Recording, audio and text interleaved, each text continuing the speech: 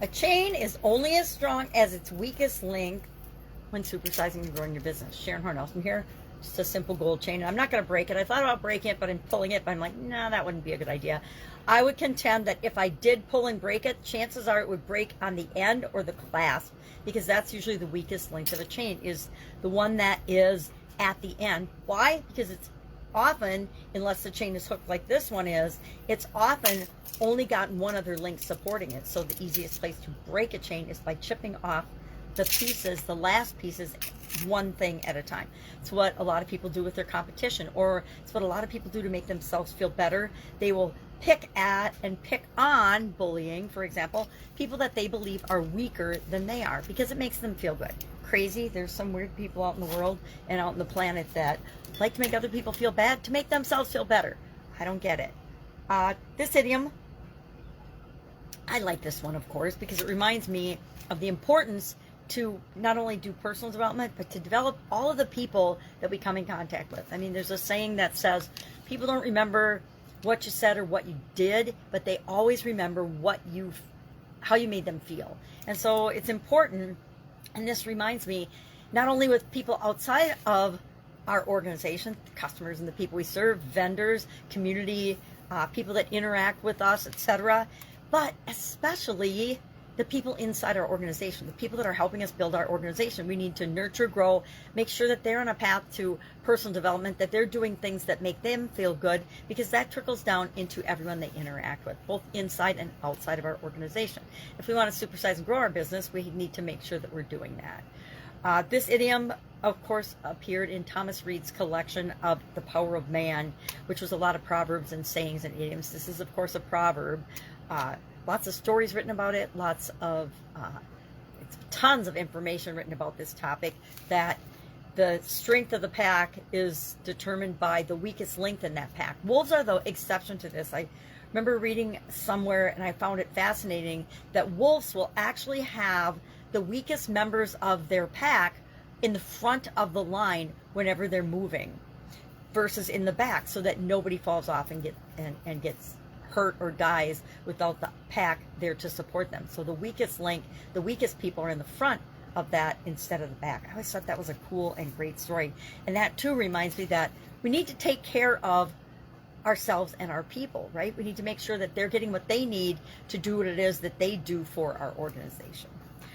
It also appeared in a magazine, the Cornhill magazine, in 1868, and that's the first time it was published in a publication. But I've seen literally over the course of my life, hundreds and hundreds of examples of this and this being used. I learned a lot about it in corporate America, and even back in college. We didn't do a whole lot of team projects when I was in high school and school, because I'm that old, but we did a couple, and I got a taste of team building and the importance of everyone contributing to the team to get the best possible results.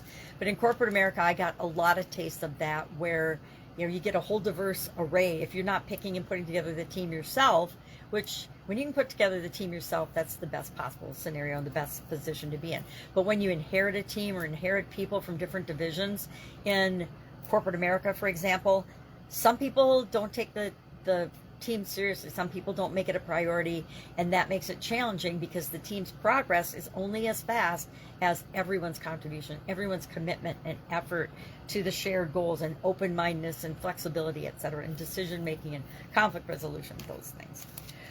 So I like this idiom. It reminds me of the theory of constraints and bottlenecks, right? You may or may not have heard of the theory of constraints, but it's a lot like the saying, a chain is only as strong as its weakest link.